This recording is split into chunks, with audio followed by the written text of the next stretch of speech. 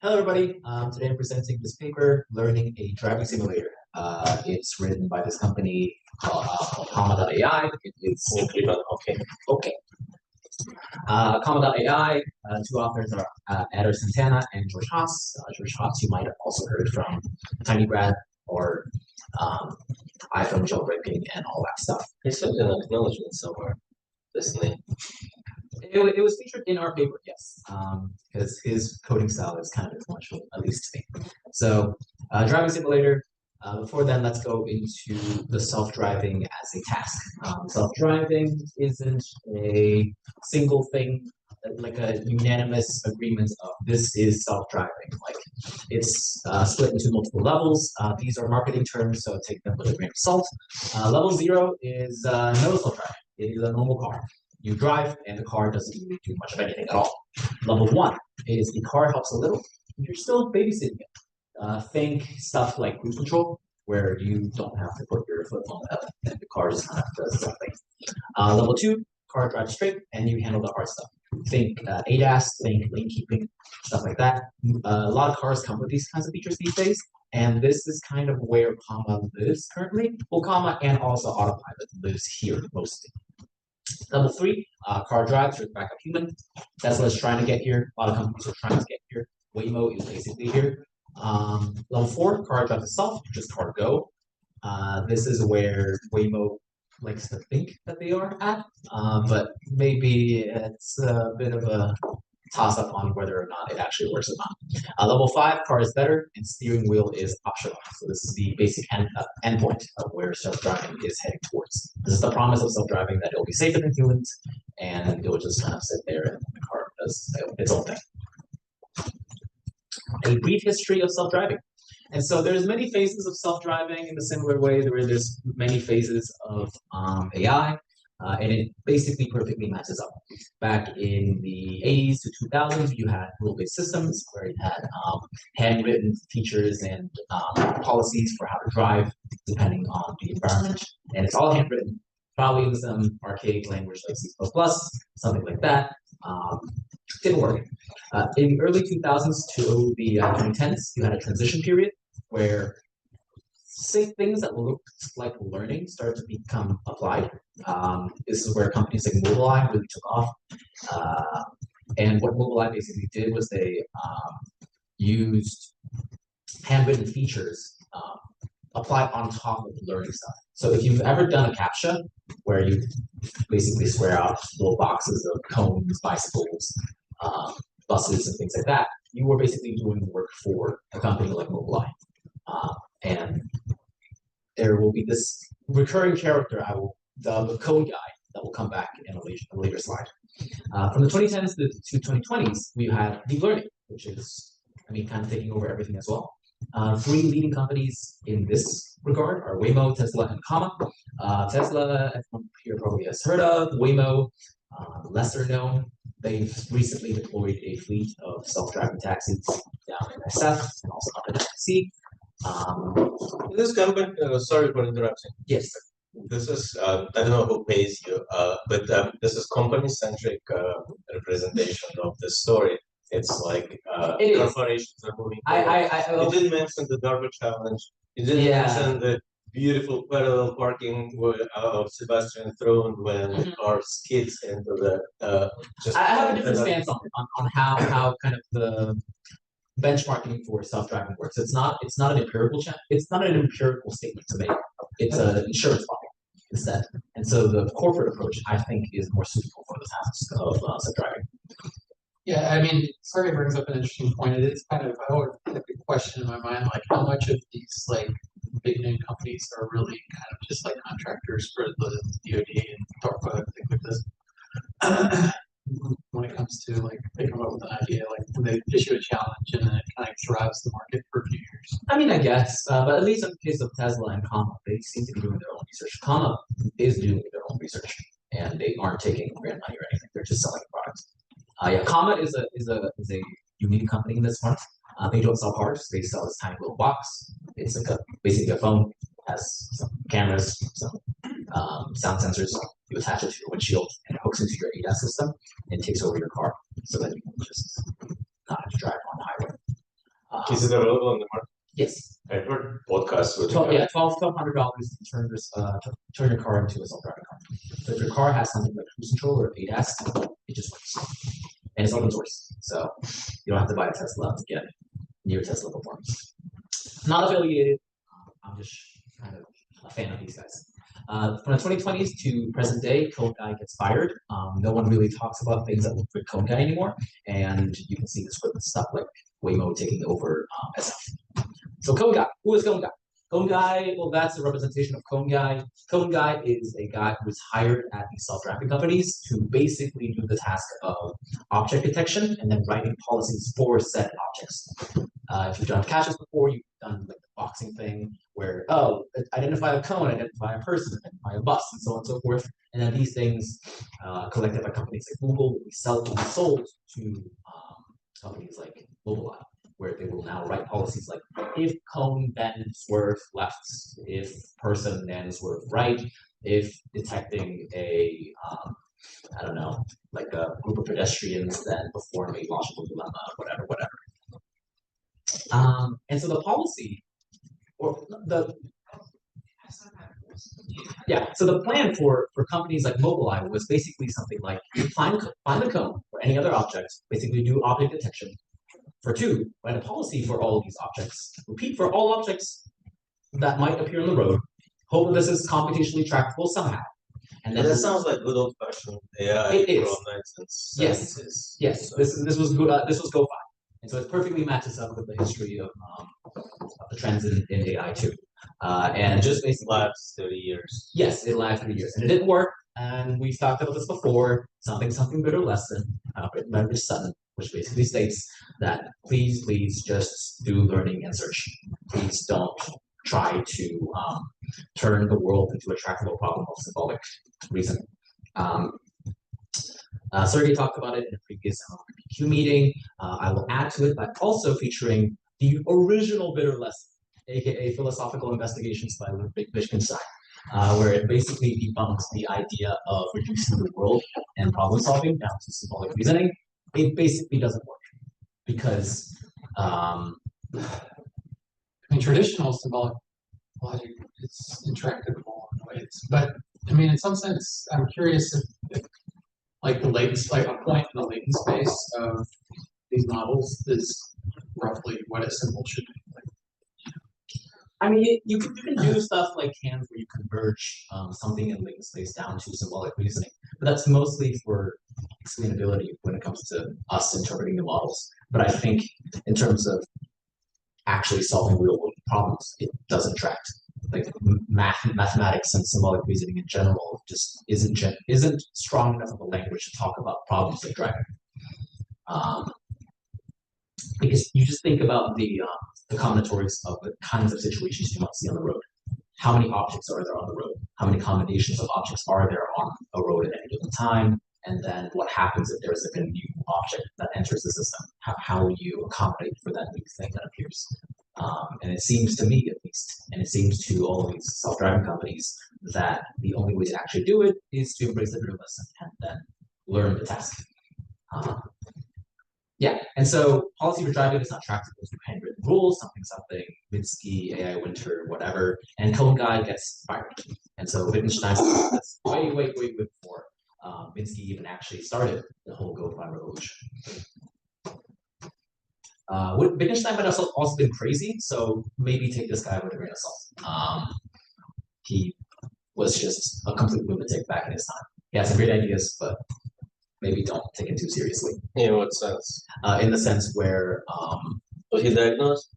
He wasn't diagnosed. Yeah. Okay, move on. That's just a chat. Yeah, this is just chatter.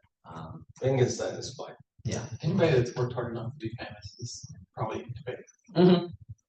Yeah, I recently saw this thing about him wanting to go to Russia to work in a communal farm, and they wouldn't let him, and they made him try to become a teacher instead. And so he was like, screw this, I'm moving out. And so he just left. He was a fan of communism and everything. That's a tangent. However, deep learning seems to work for self-driving.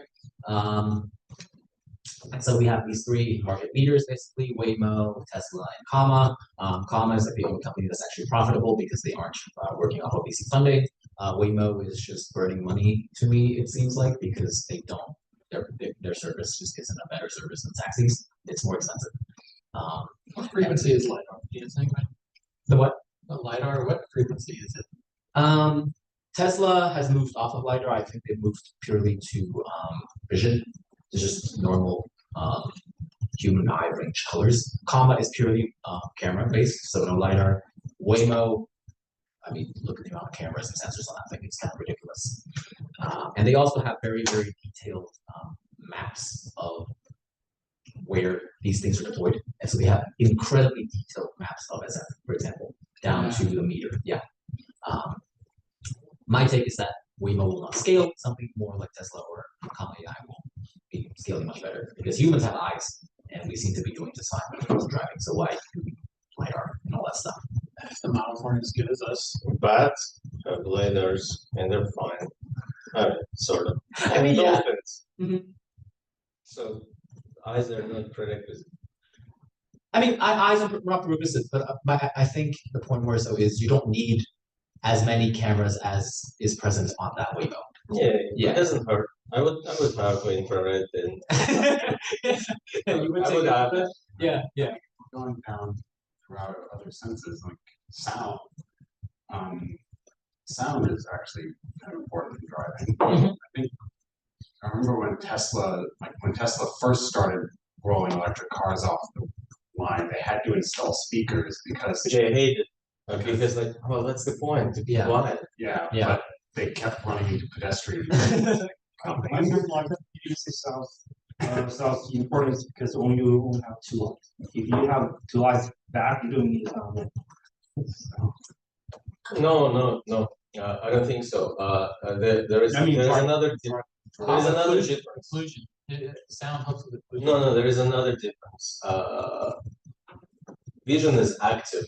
Sound is, you cannot ignore it. It's sound gets to you no matter what, even when you're sleeping. It's evolutionary, like you're always processing it. But there is a part of the brain that vision, I can look at Mike and I can think myself, not even know that Mike is there. Like vision is active, you have to like actively invest in it and process. Like your gaze, your attention and stuff like that. Sound, again, years and years of evolution. It's constantly on. To compromise human. Yeah, but I do think the occlusion issue is because motorcyclists will often want their motorcycle to be as loud as possible or something, and so that like when they're doing like 120 several cars back, you can kind of hear them if you're paying attention. I thought they were just trying to be annoying. I mean that too, but there is a safety aspect of the sound. I mean, there is all these things have audio sensing. Yeah. Do they? Yeah, they do. They actually do multimodal processing with audio? Yeah. Cool. So about synthetic data. We've discussed this many times here at MLBBQ. My take, at least, is that it works if you're careful. If you don't create a feedback loop, then load collapse is basically impossible. You still have issues like the mean shift, and then this whole huge discussion about whether generating synthetic data is just doing data interpolation over your training data. Many people also have different takes about it. Kuhn thinks that interpolation doesn't exist in high-dimensional spaces because everything is orthogonal to each other. So if you just take like a step off, you are off distribution, basically. I mean, I think the discussion is kind of moot because empirically it works just fine. And all of the recent large models, like say the new Llama, for example, is trained a lot with synthetic data. The smaller Llama, where it's distilled off of Llama 400B into Llama 1B, the same size as GPT-2, was also trained off synthetic data, and it kind of just works. But yeah, there are many theoretical reasons why people think it doesn't work, but I think it's just fine. Okay, and also, Shilling, we did work on it, and it seems to work just fine. And it works even better if you manage to scale it up to a lot more data, because even though it works, as in synthetic data is a perfectly fine way to generate signal into your training process, you might need a lot of it just because depending on how you make the synthetic data, it might not introduce a lot of signal. Cool. So, into the paper, the driving simulator in question, how it works. This is the basic schema for it. What you do is you take an autoencoder and then you compress your driving data into some latency in the middle. So you have an autoencoder, large, small, bottleneck in the middle. And then from the bottleneck in the middle, you train an RNN to predict future latents given the current sequence of latents, which lets you generate future latents given some variation.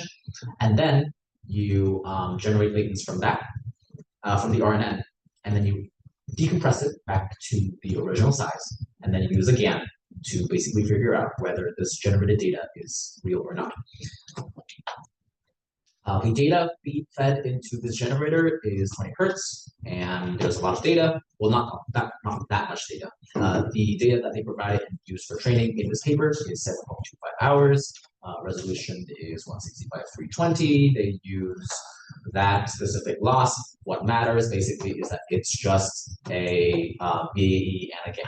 It's pre-diffusion generation stuff. It's kind of a basic GAN setup. Any questions?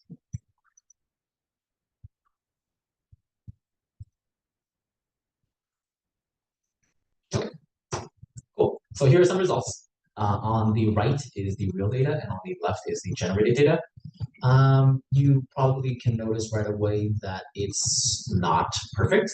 However, I think it works just fine because the object in question is still detectable. And when it comes to the task of driving, you might actually not have to care about what is on the license plate, just whether an object is close or far or what kind of object it is. And it seems to me that, for example, the white car on the fourth row right there, a lot of detail is lost in the generation process. However, you can still make out the shape of the car. And I think that's the important part. Yeah, the qualities of generation are very different, right? Yeah. So some of them are very good. Like some of the same ones, I would think, are different. Yeah. Okay. So one extension that that this paper basically proposes is that just generating synthetic data isn't enough. I mean, me and Surya have had this conversation before. Things like diffusion can give you realistic looking data. What is it for exactly? Like, why are you making all this extra data? And the proposal from Learning and Driving Simulator is that you can hook it up into a mu0 style system, and you can learn the task of driving from synthetic data, and you can learn in simulation as opposed to learning in real life. Because if you learn in simulation, depending on where your domain is, you don't have to deploy your system in real life and then do RL and all that stuff. And for amorphous tasks like driving, where it's very difficult to write an actual simulator, like, if you think about it's very possible to write a simulator for driving in the sense of like you have this model where there's boxes and boxes of cars and everything. That task is tractable, but the task of creating a simulator where it generates realistic looking video of driving, then it seems very difficult to do that without doing some kind of synthetic data generation instead. So the simulator should be learned as opposed to written. And this is the new, basically the novel approach from this paper. And it was inspired by mu0. And this is a separate blog from George Haas called Architecture for Life. I recommend it a lot. It basically talks more about why this approach seems feasible to them. And so if you're not familiar with the whole spiel of mu0, this was kind of the start of the, not the start, but the ramping up of the hype in AI.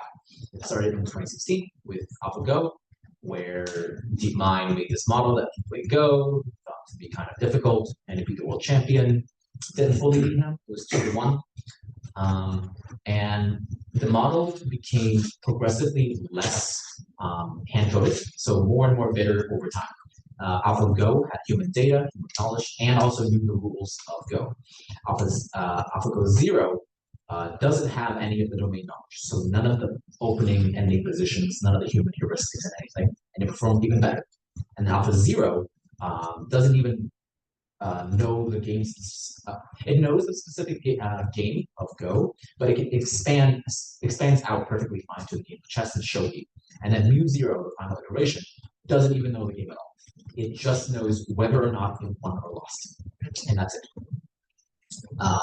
And what if this task of going from a lot of handwritten go-fi style policies and then going more and more towards the direction of search and learning might also be tractable for driving. And so the way you do it is you have three models: a representation model, a prediction model, and a dynamics model. The representation model is your autoencoder. It turns your real data into the space of latents. The prediction model is the model that tells you what to do because of state action pair. And then the dynamics model tells you what happens in latent space. What happens if you do carry out that specific state action pair. Any questions?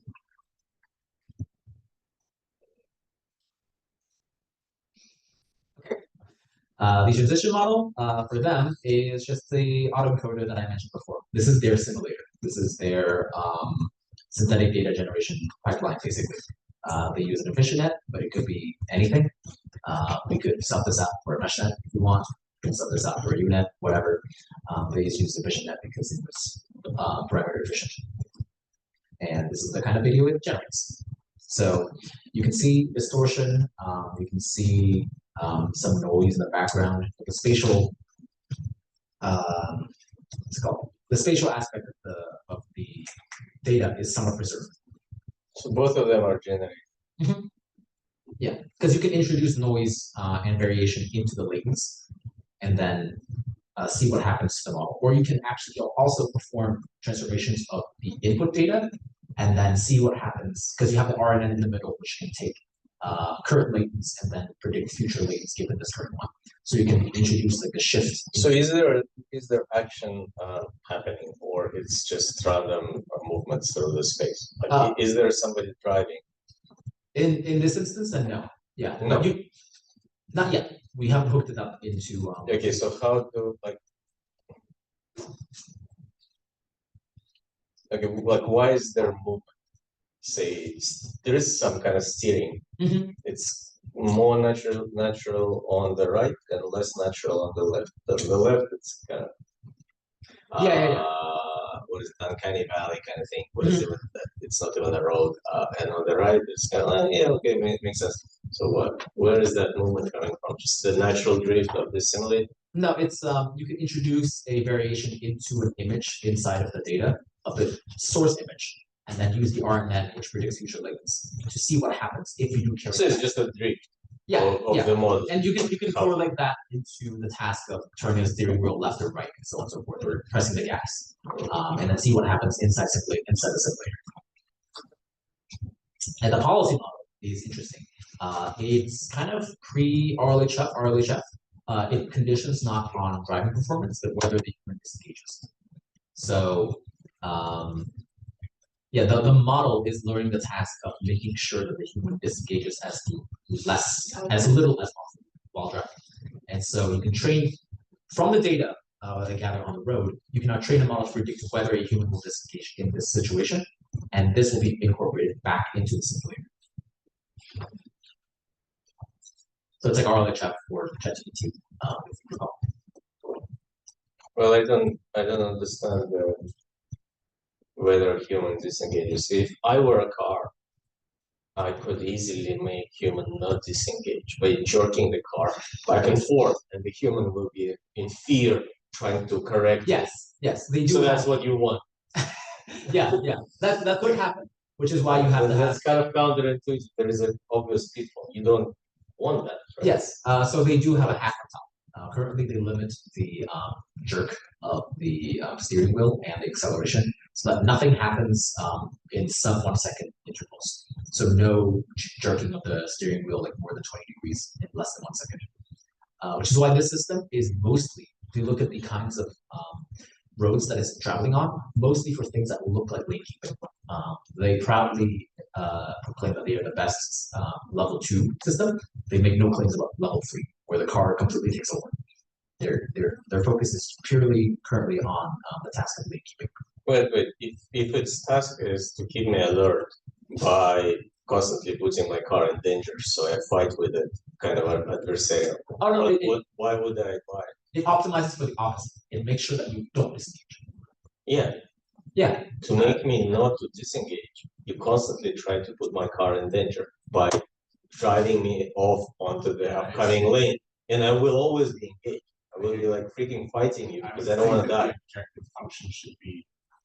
This doesn't make sense. Yeah, I would think that the objective function should be to prevent the driver. No, I mean by disengage, I mean disengage the driving system, not the driving like task of driving.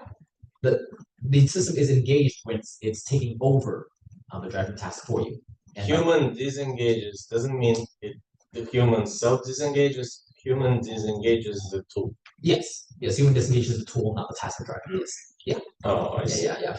So it's whether the human puts their hand back on the steering wheel or if they press the gas or the brake or whatever.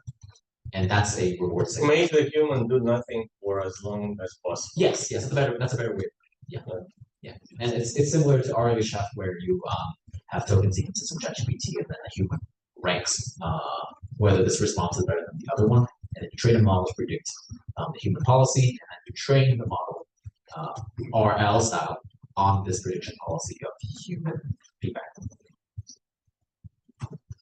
So does it work? Back when this paper came out, not super well. And so you can see there was a lot of noise that would be introduced to the policy model if there's like a slight domain drift.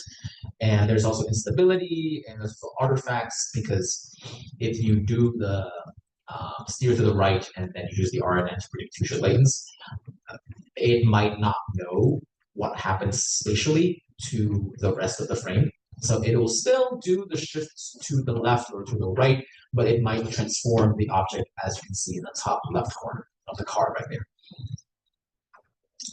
There is solutions where basically you just cover out all the stuff that might be you can cover out the artifacts from the simulator. So in the case of this top left card that's being distorted, you can just delete that from your data. Just make the model incapable of seeing.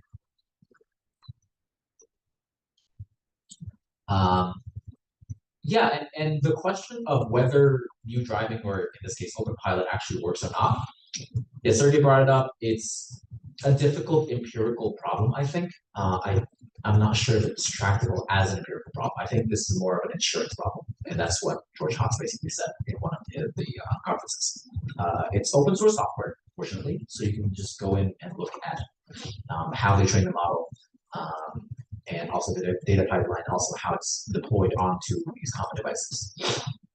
So unlike Tesla or Waymo, where you have no idea how these models are doing what they're doing, at least OpenPilot is visible.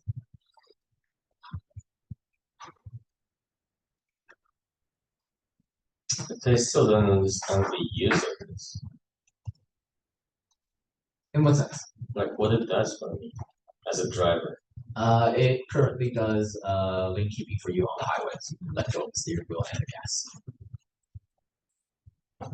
It does, well, lane keeping on the highway is basically the task of driving on the highway.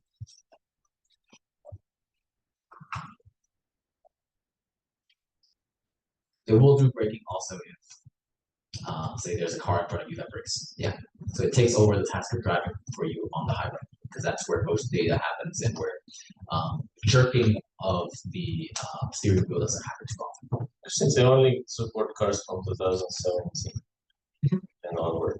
Yeah, cars with an ADAS system installed, so drive-by-wire cars. So what stage of the autonomous driving is this? This would be stage 2, in between stage 2 and stage 3.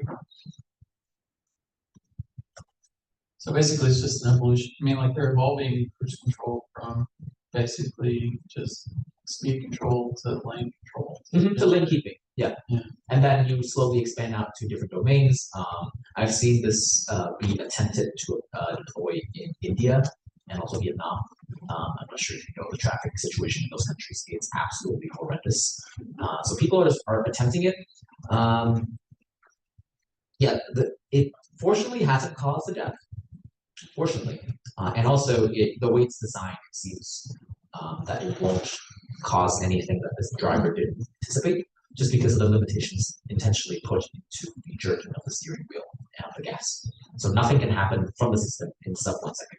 However, that also means that if something were to happen to you that you need to react in 1 second, then the system will not be able to save you. but in that case, that's kind of your problem. It's some, because that's way out of distribution for them. And my car is like equipped with like a precursor to this, which is like it will tell you you step out of the lane without intending to, like, and it knows if you intend to, whether you turn it. So that like it tries to correct you back into your lane. Yeah. If you don't use your Yeah. Yeah. Toyota does that to me. Sometimes it's annoying, sometimes it's fun. Yeah. I like it on long trips where I'm likely to kind of get hypnotized by the road noise and the drone of it all, but I don't like it. Like when I first started using it, because you had to use it all the time, and there's times when you don't. But you're not supposed to use your blinker all the time. You're supposed to use your blinker and safer to use your blinker for everyone. So it's kind of a nice way of nudging people in the right direction. Yeah, I mean, visited, haven't been to Europe, but I've been very ancient time. Yeah, there's instances where sub-second reaction times are very necessary. Yeah. You drove there? I did not drive there. I did take several trips to cabs. I did not drive there. I did cycle there, which I said was a very poor decision. There were at least 2 cab trips where I was fairly certain I was going to die. So, Yeah. Yeah, I have friends who go to Vietnam and just basically freak out if they're going to die every 30 seconds. Just because the language of traffic over there is completely different. whoever gets to the crosswalk wins. Yeah. Well, my favorite thing to Is say that is the that place where there's like there's these scenes of people like walking in these intersections with like motorcycles going all around them and like stuff like that? also replacing more of the pedestrians with motorcycles. Yeah, so it'll figure itself out. We're the best Jenga solvers in the fun planet. You know, I mean, the thing about self-driving cars, the question that comes to mind is like, there's this like, I don't know who made the commercial, but there's this commercial that like shows, like you remove the car and you just have the person in the car, and you see how much space is wasted on like commuting. And it's like, in a completely congested city, there's still tons of wasted space. So like, I kind of want to see the car obsoleted to take advantage of that space, not because I like being cramped, but because there's like so much other things you could do with the city that make 8-lane highways. So it's one of the big arguments for around with city planning is why city planners are constantly pushing for denser housing and public transportation because single family homes and putting highways everywhere is an incredibly inefficient use of space. It has space. I'm not in the city, but we have tons of unoccupied space, which is empty wasteland. Yes, the problem is that once you start building to take up lots of space, it kind of becomes a self-reinforcing cycle because then you need a car to get anywhere. Right. It's, you no longer want to walk anywhere except for once you're at the place. It's like America. It's the my ideal city is like a city center and a bunch of satellite towns around it, all connected by bike lanes and trains. Right. And once I'm in any of them, I can walk wherever I need to go. So basically the opposite. And there's a lot of things you can do. But that's kind of the freedom. I want to go where I want to go, not where somebody pre-planned and put a lot of meaning. So there is a trade-off here at work, which I think if we resolve it, we will be a better society rather than like succumbing to one extreme or another. I mean, the flip side of that is if I need an automobile to go anywhere, like in LA or Vegas or parts of Atlanta, that's a dependency that, that's a very real dependency because that I now have to front up, several tens of thousands of dollars just to exist in this place. And there's a real argument like that, that doesn't sound like a lot of freedom. That sounds like a very unnecessary obligation. Okay, that's your take. But the horsemen of the last 5,000 years did not think so and fed their horses. The horse is as much expensive or even more expensive in terms of your time investment than the car. The car is, well, you're not driving, it's almost like dead, you don't care about it. And yet, it's a horse, a means of travel faster than you can, is a freedom.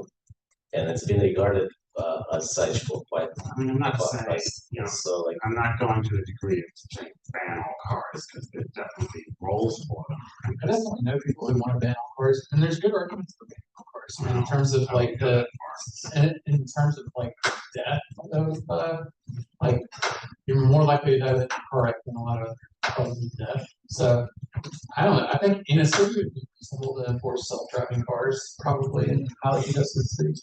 Enforce is a strong word. I think the more realistic pathway is. I mean, we enforce seatbelts, and so why couldn't we do that? I mean, yeah, I guess 30 years out when the rate of accidents for humans is 1,000 times higher than a self-driving car, then I guess. But until it then, still will be what is that androids electric sheep blah blah blah what's the movie God, 27. Blade Runner. Blade Runner. Yeah, there will still be investigations when one accident happens for no apparent reason. A human would never get into that kind of accident. Why did this happen this way and stuff like that? Even if it's 10,000 times rarer, there will not be a human kind of accidents. They will be very different and unexplainable to us. Like, why did it do this way? Like the person was obviously in front of this car and preferred to kill it. No, I mean it's definitely. I think the freedom is often an illusion in terms of like the options that. Compare us who can go a daily 100 miles distances with somebody in rural Vietnam or like that's a government who never left 50-kilometer area since their birth and stuff. That's a huge freedom. Yeah, that's true. That's most of the population. Some of that's stronger communities not wanting to leave it, and some of that is financial. And I don't know that it's the constraints of the technology that are causing this stuff. It's those constraints of their wealth. I mean, like ideally you want the Technology can alleviate that. Yeah. Ideally you want a system that ideally you would want a network structure that allows you to like get around your neighborhood very quickly and efficiently, ideally on foot. But also lets you travel longer distances. Well, also very quick, also relatively quickly and efficiently. At which point, yes, you probably want an automobile. I love train system when it's fast and efficient. It's good too, but automobile gives you yet another option. An automobile is not necessarily what you can ascribe to modern automobiles. So it could be any kind of personal means of transportation that is fast. I want to teleport, but I want to teleport where I want, not where the station is already. Right. So I remember when Boeing was making like these really long distance airplanes, there was like a talk about like Airbus pursued a hub model of transportation, which is like big cities goes to big cities and then you branch out in a tree like that. And Boeing pursued the point-to-point model, which is you go from a small place here to a small place on the other side of the planet in an affordable way. And I think that's kind of like those design choices in terms of like your transportation have a big effect on the infrastructure of your city and stuff like this. So, well, with what's going on now with connections, with communication, bandwidth, we don't have to cling together this. I don't know how old are cities. The oldest one that we found is this Göbekli Tepe. I don't know how old it is. 12,000 or something like 11,000. So cities are like, it's a necessity. We have to cling together because blah, blah, blah. But also cities are bad diseases. Then they suck productive people who don't breathe. It's kind of like a sink.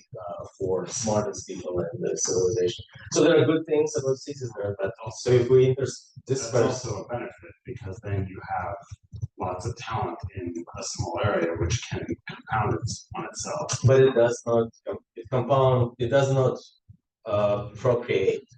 It needs external base to come into city and join the talent to be grown, because the birth rate in cities is very low compared to outside, etc., etc., and it goes lower and lower and lower.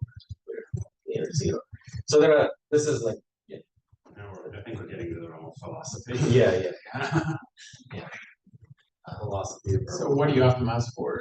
Does anyone, can you get everyone to agree on it? What do you optimize for? I don't know, but for survival, I guess the ultimate is survival of human species.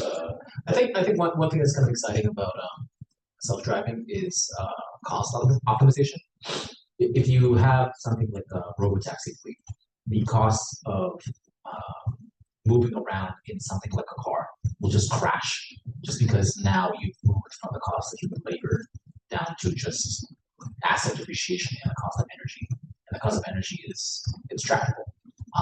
And asset depreciation can get cheaper depending on how efficiently you produce your cars and so on and so forth. I mean, Tesla selling these robo fleets for 30K a pop, probably at a loss. But I think it seems likely that it will get cheaper. There's no physical reason why it can't get any cheaper or like more efficient than 30K. And there's a lot of interesting new markets that open because of it. Because like they don't have to park. You can just like get a place. You can have people driving and acting like a taxi and making money for you or whoever runs the thing, which frees up the parking. Yeah, which I think I have a feeling that Elon wants to make parking such a small thing that you can like replace all that with like solar panels. Like so, and he has like all his companies like working in synergy like this. Yeah, I mean that'd be interesting too. Yeah. You can also roof overall parking places with solar panels. Second. You can also roof overall all the parking places with solar panels.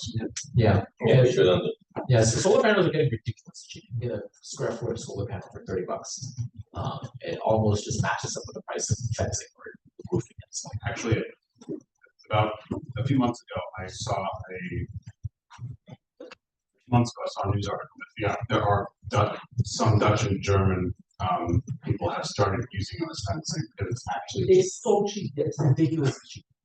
And the Chinese in the last year have built more solar panels, like installed more solar panels than have ever been installed ever. And so it's just going to get rapidly cheaper, and energy costs going just because we still don't have good batteries. Yeah, that's the that's the bottleneck. Storing. Yeah. He also has a battery. Well, he also has a battery company, and the cars just so happen to also be batteries, you know. So yeah, charge them in the day, and then at night, have them drive around and stuff. And I mean, yes. So when you're under like the battery kings right now are BYD and some other Chinese company. I forget which one. But the first one together, I think they manufacture over half all like lithium-ion batteries in the world. Wow. Yeah, I heard something about silver being a new thing for batteries. It's going to be big, and so like which is an interesting economic thing because like the silver market's suppressed, like the prices got low, but now like you're going to almost demand on silver. You can see some like really interesting economic effects. I think at least one company's actually started building sodium-based batteries now. Yeah. That's dangerous. I don't know whether there's some detail or not, but yeah, doesn't explode. Yeah, well, yeah. I noticed our the female part of the discussion is very quiet. Like, what do you think about driving? Because like we always have not an argument, but it's like driving style in the family. It's like who's a better driver. So what do you think? Yeah, I'm kind of agreeing that I personally prefer public transport. I think it's an optimal means of transporting people. That being said, I think the option to drive definitely should be there. But I think there's definitely room for like city planning to make things more efficient, especially here. I'm using public transport most of the time. It's almost twice longer for me if I go by Martin. And it doesn't save me from driving because I have to drive to Martin. And not really and that's the most annoying part because that's where all the traffic is, the local tiny streets. Yeah, well, I would. Yeah, no, it's convenient for me because actually, a bus can pick me up right near my home and everything. So, it's actually faster for me. I get downtown in about an hour, because I know my bus schedule. So, and it's pretty reliable. And as far as self-driving goes, I think just the risk that's there. It's not a negligible risk. I think it's something to consider. So. Well, when you're with the Uber driver. Yeah, that's true. There's always there. Yeah, when you are the driver. Yes. You know, the interesting thing, I do think that there's some value in the specialization of like who drives, because like there's apparently some studies that have shown that like the hippocampus of a driver grows to Like the drivers, yeah. They're I crazy. haven't driven in so long. I guarantee an Uber driver is going to drive better than if they have like a normal driving skill. But That's true. the interesting problems with driving is that in like in the You have city, more sleep? in a city there's so much traffic you have to pay attention, but the problem is that you occasionally have people that don't do things and slam in the back of you, even if you're doing the right thing. But in rural areas, there's so little traffic, you would think that there would be no wrecks. But what people do with that extra time is they basically just like play on their cell phone while they're driving a lot more. And you can't really trust that anybody's actually watching the road in like rural areas that much. Yeah, podcasting business will be killed with public transportation because when you're in public transportation, it's much easier to simply read than to listen because it's noisy environment. And most of the people will be just reading. That's my prediction. Podcasting will be killed just by less. I wouldn't necessarily. Oh, but why would you listen to podcasts? Because you're bored. Also, like earbuds. Although I have a pet peeve against earbuds because people put them in when they're running, and then me on my scooter / bike, then they can't hear me on my scooter / bike. Trying to get past them. I think in the South, the major like the South has built its cities spread out, so it doesn't have to deal with its poverty. Like I think one thing you really notice when you're on public transportation is like how much how much underserved people are, and we definitely need to do like a much better job of mental health and like social services to get our society back on track. So And there's a lot of girls that are into like have told me that like they don't want to ride public transportation because they've had bad experiences with people, like, kind of almost. And that's not good. So I mean, I don't think the good way to deal with your poverty in a society is to like create a walled garden for yourself and let the society just decay everywhere else, which was really how Southerners kind of deal with poverty. What's it called? It's American. Yeah. It's not a good one. No, it's not. Yeah, but it is American. But it's well documented. I mean, this was, yeah, it's well documented that many highway projects were planned in order to segregate communities Yeah, that is true. Yeah. I heard that. or break up previously very active communities. So, infrastructure can be weaponized to that, and or the lack of it. Pointed out. Red zoning, hostile architecture, all that stuff. But yeah, I think it's a really complicated issue. I think, fortunately, at least ML maybe can solve ML will solve all the problems. AGI will solve all the problems. And so let's just zoom through the rest of my slides. Yes, so I mentioned this in a slight bit before.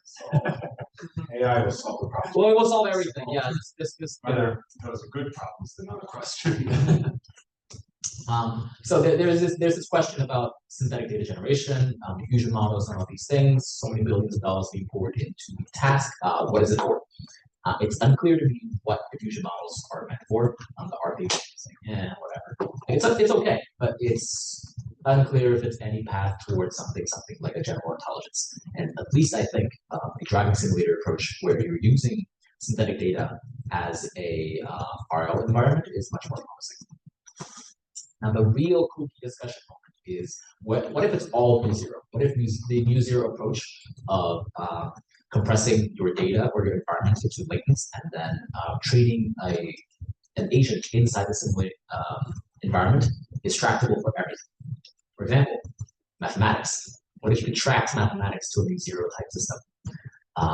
Because if you write your mathematics, well, symbolic mathematics doesn't have a compiler, but there is this branch of mathematics called constructivist mathematics, which does have a compiler in something like Lean or Agda or Idris or Coq or any of these different things, where if you write a program in these languages, if you have a spec, like a theorem, and you write a program and it compiles, it is correct by definition.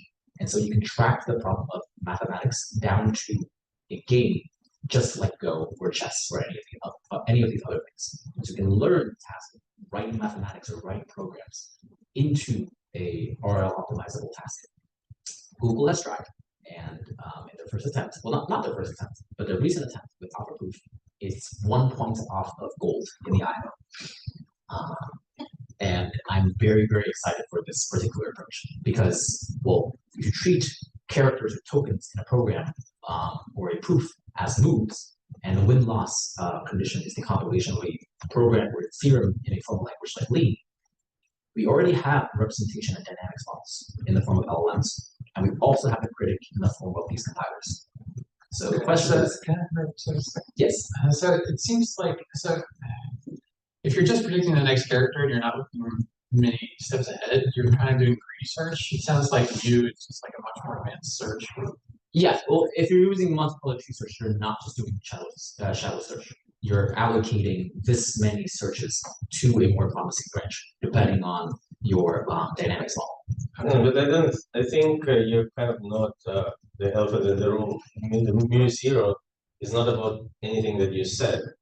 The beauty of mu zero that you start from scratch, avoiding human local minimas. Because we are in the, like, even though we think of ourselves as AGI, we're a very special minimization device, and we're in a local minimum. We thought of ourselves with Go that we're smartest species on Earth because we established those schools of how to play Go, and chess the same. We thought we found the optimum, and suddenly somebody that starts from scratch with the game finds different, better strategies that we couldn't have come up with for thousands of years. So that's the thing. So the same with mathematics is just if you start mathematics from scratch, maybe you'll find better strategies than humans. Just because we are greedy, we're local. We just go on the surface of the error surface and minimize the error. Maybe there's another path, and they will lead us. Oh, okay. There's something over the hill, and we'll start over there. So. Yeah, well, one promising idea when we formalize all mathematics in a constructivist language. I mean, all physics in a constructivist language, because physics is somewhat patchy with the mathematics that it uses. I have some problems with ZFC. Lean just does not accept those, and so you can have. Like Gödel incompleteness is impossible in a language like Lean because you cannot express something that will lead to a contradiction later on. And so you have both completeness within scope and also consistency. Okay, we're at the time. I'm not sure we probably have the team up top today. We're also so, so let's stop here. Thank you, Mike, for the nice talk. Thanks, everyone. Nice discussion. Thank you, everybody, for tuning in. Thank you, people online.